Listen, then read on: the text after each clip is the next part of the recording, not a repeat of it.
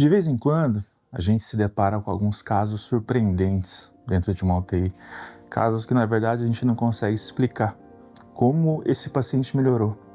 Poxa, mas esse paciente estava com febre, dependendo de aparelhos, grave, uma infecção generalizada que não melhorava com nada, e de repente começa a melhorar. E a gente fica se questionando, poxa, mas será que foi o antibiótico? Será que foi a hemodiálise ou alguma medicação específica que a gente fez? E nós, médicos e toda a equipe de saúde, a gente não consegue encontrar uma explicação para isso. E recentemente eu cuidei de um senhor que ficou 3 meses internado. Eu que, acho que a Maria sabe, já fiquei internado por causa de Covid, eu fiquei 2 semanas internado e eu já fiquei com tanta saudade de casa, saudade da minha cama, do meu travesseiro, de voltar à minha rotina, da comida da minha esposa.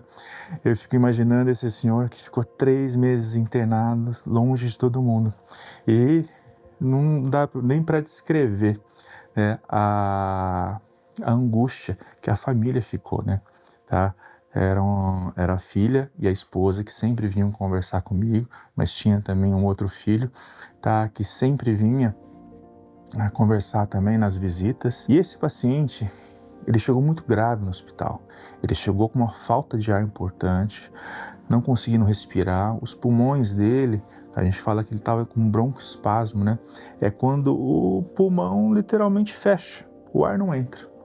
Então ele precisou ser colocado em aparelhos, foi entubado, aquele tubo que entra aqui lá na garganta, vai até o pulmão e é conectado no aparelho.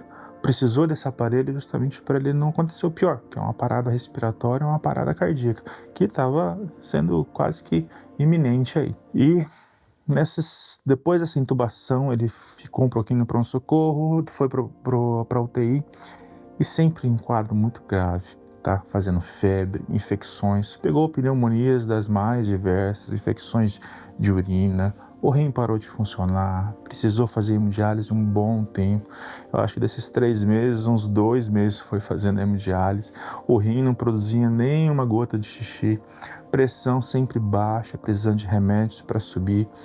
E em alguns momentos, quando ele tinha alguma melhora, a gente chegou até a tirar um pouco dos sedativos, né, para ver se ele acordava. E ele nunca acordava, tá? Ele sempre num coma, e alguns momentos que ele começou a acordar, ele acordava super agitado. Parecia até que ele não estava entendendo, e realmente não devia estar entendendo o que estava acontecendo. Nós fizemos até uma tomografia da cabeça para ver, será que ele teve algum derrame, né? Por isso que ele está confuso, agitado. Tomografia normal, e ficou um tempo bom sem sedativos e nada. Ele não interagia com a gente, não olhava para a gente, não apertava a nossa mão. E teve alguns momentos que os próprios médicos da UTI começaram a conversar com a família. E durante a internação na UTI, alguns médicos desse setor tiveram a oportunidade de conversar com a família. E eles começaram a ver a gravidade, a situação que não melhorava, sempre grave, sempre dependendo de muitos remédios, antibióticos, aparelhos e febre que não passava. E esses médicos começaram a falar para a família, olha, não tem mais o que fazer, já esgotou-se o tratamento, tá? Agora é manter o que está sendo feito e provavelmente ele vai acabar evoluindo a óbito. Isso foi eu lembro dessa situação porque a filha veio desesperada conversar comigo e falar, poxa, doutor, será que não tem mais nada o que fazer mesmo? E eu conversei com ela, falei, não, o quadro é grave, tá? Eu confesso, não vou mentir. E eles sabiam que era grave, mas tem muita coisa que dá pra gente fazer e a gente vai continuar batalhando para a melhora do seu pai. Mas um dia que realmente marcou e que eu nunca me esqueço, foi quando ele estava conseguindo ter uma melhora e a gente já estava até começando a pensar em levá-lo para o quarto, né, para a enfermaria. E o filho, muito feliz, empolgado, falou, poxa, será que ele vai melhorar? Será que a gente vai conseguir ir para o quarto? Porque se ficar no quarto, ele vai poder ficar com a família e a família faz um bem. E com certeza, assim, eu sei que Jesus é o melhor remédio. Eu me lembro disso porque o filho ficou muito chateado. Isso me deixou um pouquinho chateado também, porque o médico, ouvindo isso, que Jesus era o melhor remédio, esse médico meio que esnobou, meio que riu do filho. E o filho ficou bem revoltado, bem chateado. E isso vai minando, né, as nossas esperanças, a nossa fé, né? Isso deixa a gente muito triste mesmo, né? E o paciente foi melhorando, passando a febre. Alguns certos momentos ele começou a ficar mais tranquilo e ele começou a entender, parecer que estava entendendo o que estava acontecendo, tá?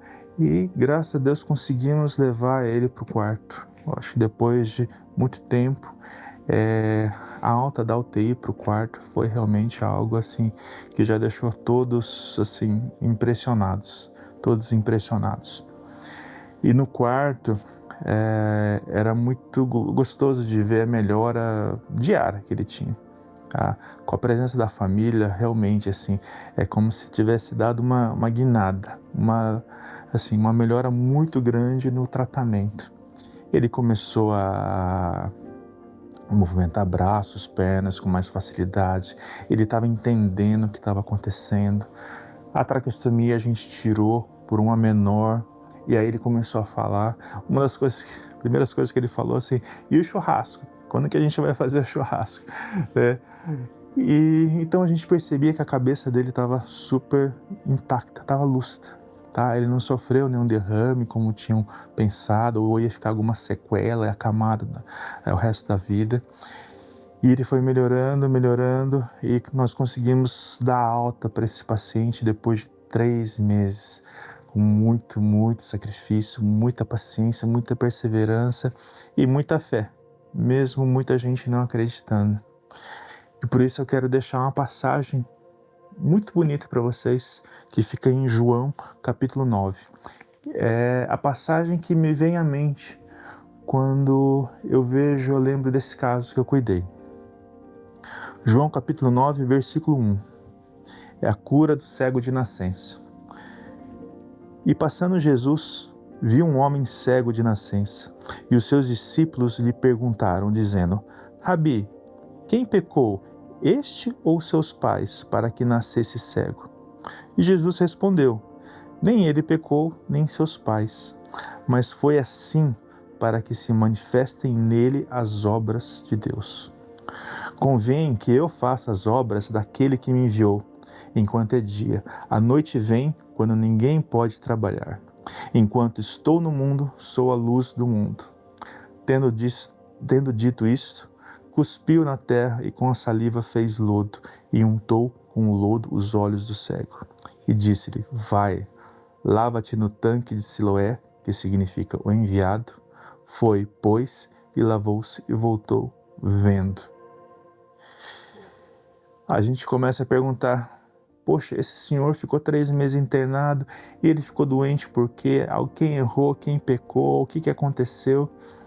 E quando eu percebi a incredulidade das pessoas, tá? De nós médicos, em relação a esse senhor, e eu via esse senhor cada vez mais melhorando, eu lembrei dessa passagem.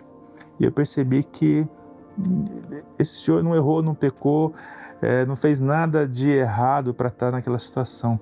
Eu percebi que aquilo lá, aconteceu aquilo para que se manifestasse a glória dele, a glória de Jesus.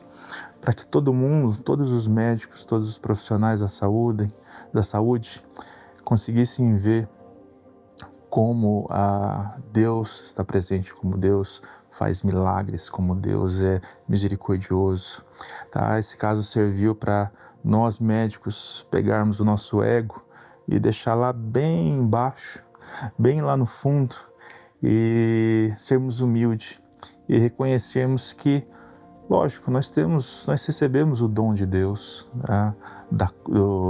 De utilizar essas habilidades para manejar antibióticos, medicações, aparelhos e tudo, tá? Mas a obra realmente quem faz, a cura, o tratamento definitivo é Deus, tá? esse senhor saiu para a glória de Deus. Assim eu acredito. E essa passagem foi muito clara para mim. Não só essa passagem de João 9, mas como esse caso. E tenha certeza, eu estou observando cada vez mais casos assim. Casos impressionantes, que ninguém acredita, que várias pessoas falam que não vai sair.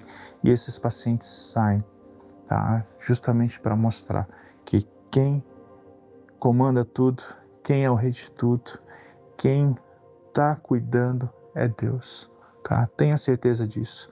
Quando você estiver internado, e eu espero que você não precise ficar internado, nem precise dos meus cuidados, mas quando você estiver doente, internado ou com algum problema, saiba, Deus está cuidando de você. Tenha certeza disso, tá? Um grande abraço, que a paz de Deus esteja sempre com vocês.